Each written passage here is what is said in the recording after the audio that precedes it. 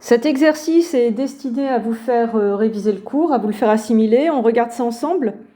Alors déjà, je vous rappelle qu'un ensemble, c'est un objet mathématique qui stocke des variables. Et là, dans votre exo, il est question de lois. Loi interne, loi associative, loi commutative. Donc déjà, vous, ce que vous devez savoir, c'est qu'une loi, eh bien, ça a déjà une définition. Juste une loi sur un ensemble E. Qu'est-ce que c'est ? Eh bien, une loi sur un ensemble E, c'est une opération entre deux variables de E qui ne devra jamais poser de problème de définition. Donc là, à chaque fois qu'on va répondre là en langage maths à ce qui est demandé, il va falloir exprimer l'idée que c'est bien une loi sur E.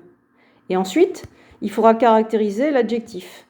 Interne, associatif, commutatif, etc. Mais il ne faudra jamais oublier qu'au départ, mon opération entre deux variables de l'ensemble ne doit jamais poser de problème de définition.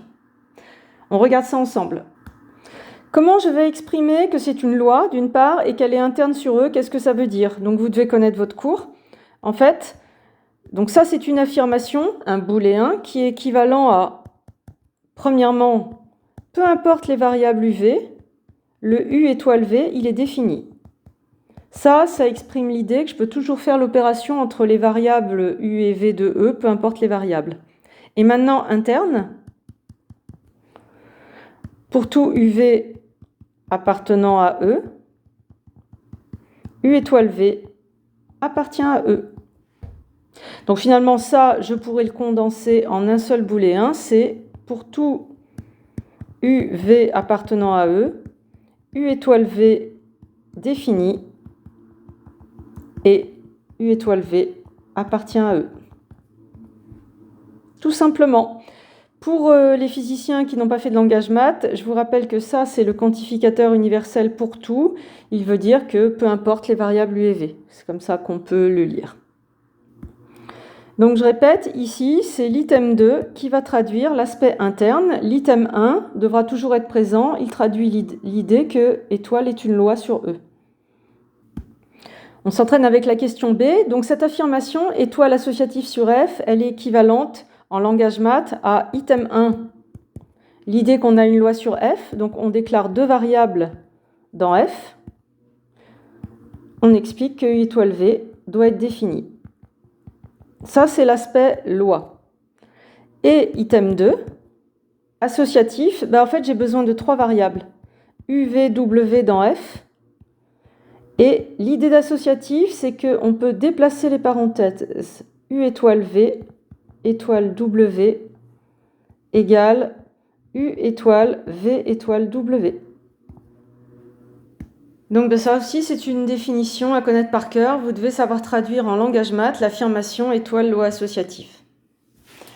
Exercice suivant. On vous demande de traduire en langage maths loi commutative sur un ensemble G. Donc là, on va répondre item 1, le fait que c'est une loi. Ça veut dire que dès que je déclarerai deux variables dans G, on aura U étoile V définie.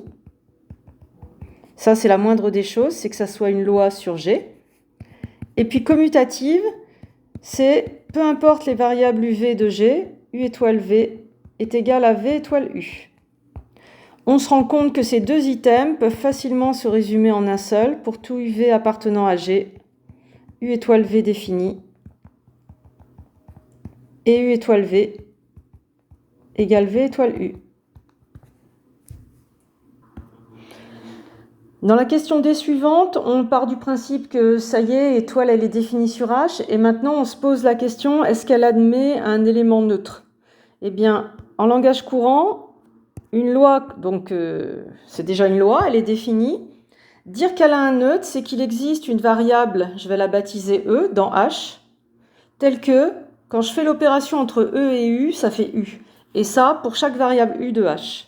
Donc en langage maths, ça va donner, il existe petit e appartenant à H, la variable dans H, telle que, peu importe la variable U de H, U étoile E égale U égale E étoile U.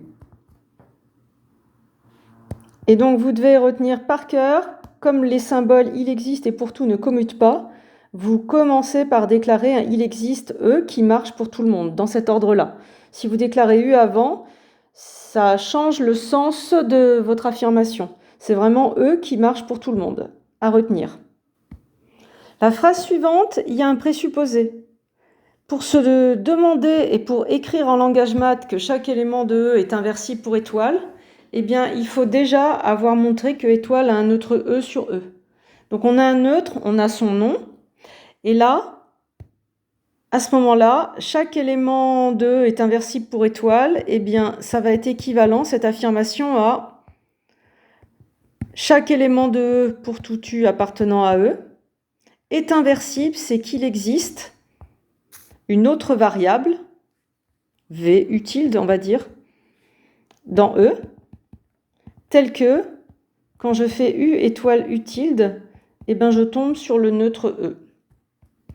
Et c'est aussi égal à U tilde étoile E, dans les deux sens, U tilde étoile U.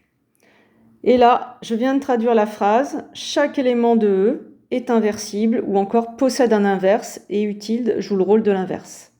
Et là, cette fois, on commence par du pour tout. Et donc, dans cette phrase, E n'est pas n'importe quelle variable, c'est le neutre. Donc, il faut que ça existe. Et enfin, la dernière question, qu'est-ce que ça veut dire G muni de la loi étoile est un groupe? Eh bien, quand vous voyez ici ça, vous devez savoir que G est un ensemble. On met toujours l'ensemble en premier et la notation pour la loi derrière. Et entre parenthèses, ça fait comme une sorte de couple. Donc G est un ensemble et étoile est une loi interne sur cet ensemble G. Vous devrez donc justifier deux choses, vu ce qu'on a révisé, l'aspect loi et l'aspect interne. Il faudra aussi, pour pouvoir affirmer que G muni de étoile est un groupe, que vous arriviez à affirmer que étoile est associatif sur G. Il faudra aussi expliquer que étoile possède un neutre sur G. Et enfin, dans cet ordre-là, il faudra pouvoir affirmer que chaque élément de G est inversible pour étoile. Et puis des exemples usuels, il y en a plein dans votre cours, mais par exemple, Z muni de l'addition est un groupe. Quand vous prenez deux variables de Z et que vous les additionnez, eh bien, il n'y a jamais de problème de définition, donc c'est bien une loi. Et le résultat est dans Z, c'est bien une loi interne.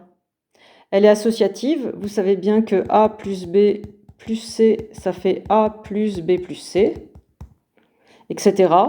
Elle a un neutre, c'est 0, le nombre 0. Et puis chaque élément est inversible, sachant que l'inverse pour cette loi, eh bien, c'est l'opposé. Quand vous prenez une variable A dans Z et que vous prenez la variable moins A, l'addition des deux, vous tombez bien sur le neutre 0. Je propose qu'on fasse un petit exemple dans une autre vidéo et puis on se retrouvera en TD pour travailler tout ça. À bientôt!